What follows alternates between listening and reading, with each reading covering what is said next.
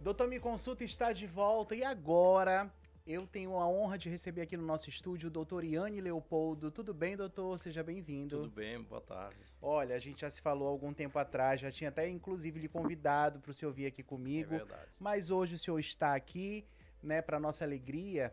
E o doutor Iane, gente, ele é gastroenterologista e o nosso tema de hoje é hérnia de hiato.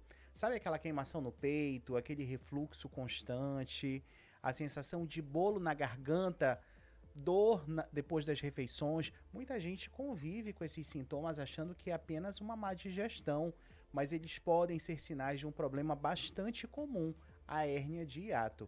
Em muitos casos, essa doença ela evolui de forma silenciosa e só é diagnosticada quando os sintomas já impactam na qualidade de vida, o sono também e até na alimentação. Hoje, a gente trouxe o Dr. Iane Leopoldo, gastro, para a gente poder conversar um pouco com você que acompanha a gente sobre esse tema. Doutor Iane, afinal, o que é hérnia de hiato e por que ela está associada a esses sintomas como a azia, o refluxo e até a queimação no peito? Então, reiterando as boa tarde, muito obrigado pelo convite. Então, a hernia hiato, tu colocou muito bem, né? A gente só consegue diagnosticar ela quando os sintomas são muito evidentes ou quando tem um acometimento desses sintomas por um longo período de tempo. E ao final, o que é a hérnia de hiato? A hérnia de hiato é a insinuação, é a produção de órgãos do abdômen para o tórax. Isso acontece através de um orifício chamado hiato esofágico, que encontra-se no diafragma, que é aquele músculo que divide o abdômen do tórax. Então é basicamente isso. É quando o órgão do abdômen ele protui, ele vai para o tórax. Então é bem grave mesmo, né? E doutor, quais são os principais fatores que levam uma pessoa a desenvolver hérnia de hiato? Olha, hérnia de hiato, a gente consegue classificar ela, um problema estrutural, um problema anatômico. A gente consegue classificar ela em tipo 1, que é a mais frequente. Essa é uma hérnia chamada hérnia de deslizamento. Isso significa que o estômago, ou uma parte dele, cárdia, fundo gástrico, que são alguns segmentos do estômago, eles deslizam para cima, para o tórax. Então, geralmente, quem tem mais hérnia de hiato? Paciente idoso, até quarta, sexta década da vida, tem uma incidência maior. Grávida, por causa do aumento do volume abdominal e essa diferença de pressão entre o abdômen e tórax, isso gera uma hérnia de hiato. Então, assim, geralmente é isso. Traumas tóraco-abdominais também, geralmente é mais adquirida, mais frequente, é adquirida. Congênitas não é tão frequente. Idade, alimentação, o excesso de peso, hábitos do dia a dia influenciam também? Influenciam. Mesmo que seja um defeito anatômico, esse aumento de pressão abdominal, já seja por um feto que está lá na gravidez que são muito frequentes, né, contínua, a obesidade, esse aumento da circunferência abdominal excessivo, isso pode levar-se a uma hérnia de hiato por deslizamento. E doutor Iane, me diga uma coisa, toda hérnia de hiato, ela precisa de cirurgia ou na maioria dos casos o tratamento é feito com mudanças no hábito e medicamentos? Uma pergunta muito boa. Nem todo paciente com hérnia de hiato, ele é sintomático. Então, assim, metade dos pacientes que têm o distúrbio anatômico, o defeito anatômico, eles serão assintomáticos, eles não vão ter nenhuma queixa. Porém, tem outra parte, né, outra metade, que eles terão queixa, desde queixas simples, não recorrentes, até queixas recorrentes e com refratariedade ao tratamento convencional. Qual é o tratamento convencional? Bom, você é obeso, o ideal é perder peso, não só para a redução da hérnia e alívio desses sintomas, sino como também para a redução do risco cardiovascular e redução de outras complicações ou comorbidades. A gravidez, uma vez que a mulher ganha o bebê, pois tem uma tendência à resolutividade dos sintomas de maneira espontânea. Alguns alimentos, já você tem uma hérnia lá. Tem alguns alimentos que produzem mais ácido no nosso estômago, como café em excesso, não aquelas xícaras. Eu não sou um médico de muita restrição, eu sou um médico que falo de evitar excessos. Então, se você toma uma xicarazinha de café pela manhã, é bom. Café é um antioxidante, né? É hepatoprotetor. Agora, você não pode ficar na garrafa o dia todo. A cafeína é uma substância que irrita a mucosa gástrica, produz mais ácido. Já tem uma hérnia lá, você vai sentir sintomas. Comer e deitar, o estômago ele precisa mais ou menos em torno de umas 2, 3 horas para esvaziar em condições normais. Então é importante comer, aguardar umas 2, 3 horas e deitar. Refeições volumosas, tomar muito líquido durante a refeição, isso faz com que o fundo gástrico, o estômago, ele aumente muito o tamanho e o esfíncter, que é a válvula, ela fica incompetente. Mas ela já está um pouco incompetente, você está colocando o quê? Uma quantidade de alimento absurda no seu estômago, uma quantidade de líquido, e faz com que a incompetência seja mais persistente. Isso é um recado para vocês aqui que trabalham aqui na rádio, que vocês almoçam e vão direto pro quartinho lá descansar e deitar, né, Lucas? Já está. Isso aí já está proibido, o doutor Iane já está falando aqui, né? Olha, doutor, a gente recebe mensagem também dos nossos ouvintes e a dona Maria Aparecida, lá do Asa Branca, ela lhe pergunta, doutor Iane, eu ganhei peso nos últimos anos e junto com isso a azia ficou insuportável. O sobrepeso, ele pode ter causado essa hérnia de hiato? Pode sim. Provavelmente já tinha hérnia de hiato antes e não tinha sintomas. Agora, o aumento de peso pode ter piorado tanto o volume da hérnia, né, assim como os sintomas. Então, a obesidade é um fator bem conhecido, tanto para gerar a hérnia quanto para manter os sintomas ou agravar os sintomas. O seu José Carlos também do Caimbé, boa tarde. Depois que engordei, passei a sentir queimação todo dia. Se emagrecer, esses sintomas podem melhorar? Olha, ele pergunta se está relacionado a uma possível hérnia. Aí tem que fazer o exame, né, doutor? Isso. É importante, né? Nem todo paciente com hérnia ele vai ter refluxo. E o contrário, nem todo paciente com refluxo ele vai ter hérnia. Mas é importante, se tem persistência dos sintomas, ele já conseguiu estar fazendo alguma atividade física e perde peso, mesmo assim os sintomas estão persistindo, é bom ser avaliado, né? O exame ideal para isso é um esôfago contratado ou uma endoscopia, para avaliar se de fato tem uma hérnia ou tem uma doença de refluxo sem hérnia. Boa tarde, doutor. Me chamo Antônio Ribeiro. Durmo mal porque acordo engasgado com refluxo. Meu peso pode estar pressionando o estômago? Olha, senhor Antônio, pode ser o peso, se o senhor está acima do ideal, certo? Pode ser também hábitos alimentares que sejam inadequados, a gente tem que tentar reeducar isso. Pode ser essa história de comer e deitar, essa história de fazer refeições volumosas ou algum tipo de alimento que o senhor tem no seu dia a dia e que tem que ser reavaliado. Olha, doutor, a gente já começa falando que a obesidade ela é um dos fatores mais agravantes da hérnia de hiato? De fato, a obesidade é um dos principais fatores que pioram a hérnia. A Ana Paula está falando a mesma coisa. Seja bem-vinda, Ana Paula. Fala, Hélio, depois que engordei comecei a sentir dor no peito, falta de ar após comer. A hérnia de hiato em pessoas acima do peso pode simular problemas cardíacos também, como esse que ela está sentindo? O que acontece? Um dos principais sintomas associados com hérnia de hiato é justamente o refluxo. Você tem o esôfago, ele é um tubo, né? Uhum. O esôfago é um tubo que a única função que tem basicamente o esôfago é levar a comida, é conduzir a comida, depois de masticada, da boca, né? De uma face orofaríngea para o estômago. Então ele tem um esfíncter lá embaixo, que se chama esfíncter esofagiano inferior. Quando esse esfíncter ele está incompetente, está frouxo, está aberto por circunferência abdominal aumentada, por obesidade, por o sobrepeso, o que acontece? O ácido que está no estômago, ele começa a voltar, começa a refluir. E ele pode ficar lá embaixo no finalzinho do esôfago, queimando, né, machucando atrás do externo, atrás do osso. E por isso, às vezes, uma das causas de dor torácica de origem não cardíaca é justamente a doença de refluxo gastroesofágico. E o que eu tô vendo aqui que as pessoas confundem com problemas cardíacos, né? É verdade. Causa esse efeito nas pessoas mesmo, doutor? Isso, você pode haver... A ponto de pensar que estão tendo um AVC, um infarto, acidente, um infarto?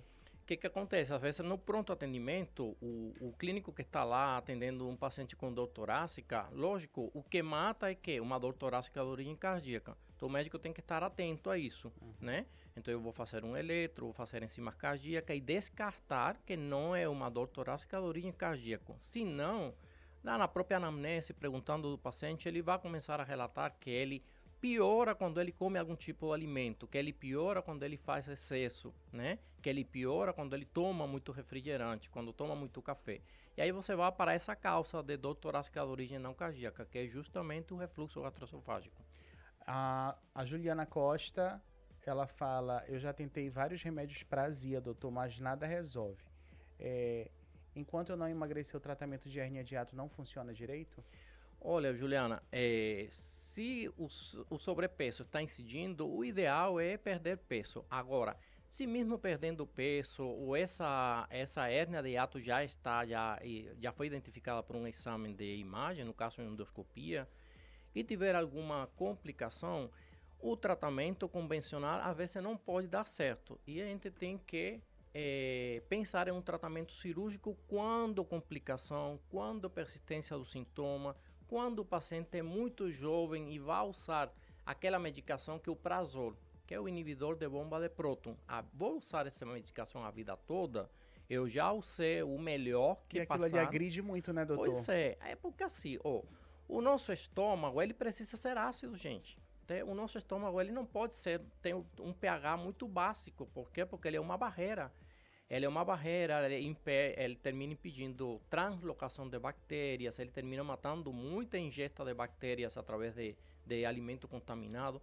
Quando eu tomo muito omeprazol, pantoprazol, é um período longo de tempo, né? Sem prescrição médica. Você termina agredindo também o estômago termina com um pH muito acima do normal, termina não sendo ácido, isso acarreta complicações, né? E isso seria um tema importante também para tratar em outro momento. Os prazóis são seguros? Ele tem alguma complicação? E eu deixo a pauta aqui para o uso de omeprazol e similares. Olha, inclusive, eu já tive refluxo quando eu fui mais gordinho. E realmente, de fato, doutor, quando a gente emagrece, pelo menos no meu caso, eu não sinto mais. Mas o omeprazol já não fazia nem efeito. Eu tomava omeprazol constantemente só para tomar mesmo, porque de fato ele não fazia mais efeito nenhum. Acontece isso também dessa pessoa que sofre com azia, tacar o omeprazol para dentro e o omeprazol não fazia efeito? Isso acontece com muita frequência. Por quê? Porque o que mais está associado à hérnia, tocando de novo o ponto da hérnia de hiato, é justamente a doença de refluxo. Então, assim, eu gosto de falar que é um tripé. Doença refluxo é medicamento, comportamento e alimento. Se você não tem respeito por isso, o seu médico não orientar que são os três, então não é só o omeprazol, não é só o pantoprazol, né? Então, porque você não está tratando a causa, você então, está adiando, né, doutor? Então, assim, o aparelho digestivo depende muito do comportamento, infelizmente. Então, assim, que o paciente hoje, do dia a dia, na correria, o que você quer? Você quer uma medicação que alivie logo, de maneira imediata, o sintoma. Então, assim, perder peso é mudança de estilo de vida, né? Beber água, se hidratar bem é mudança de estilo de vida. Mudar esse estilo de vida dá trabalho, dá conversa, é perda de tempo, né? Então, você tem que ter essa conversa com o seu paciente. Se você não engajar o seu paciente nesse tripé do tratamento da doença de refluxo, o paciente vai evoluir com hérnia de hiato para a cirurgia futura. Toda hérnia de hiato necessariamente é cirúrgica? Olha, toda hérnia, em teoria, é cirúrgica. A resolutividade definitiva de toda a hérnia, seja uma hérnia umbilical, seja uma hérnia na virilha, uma hérnia inguinal, seja uma hérnia incisional ou uma hérnia de hiato, o tratamento definitivo seria cirúrgico. Agora, a maioria das hérnias de hiato, estou falando 90, 95%, chama-se hérnia hiatal por deslizamento, né? O restante são umas hérnias um pouco mais complexas, que são hérnias por rolamento. Então, essa hérnia por deslizamento é só o estômago, ou uma parte do estômago, ele sobe um pouquinho, desliza um pouquinho. Então, assim, quais seriam as indicações cirúrgicas? Que tem tratamento cirúrgico, né?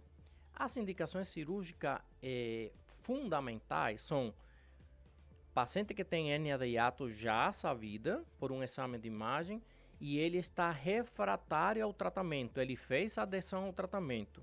Doutor, o que significa ser adesivo ao tratamento?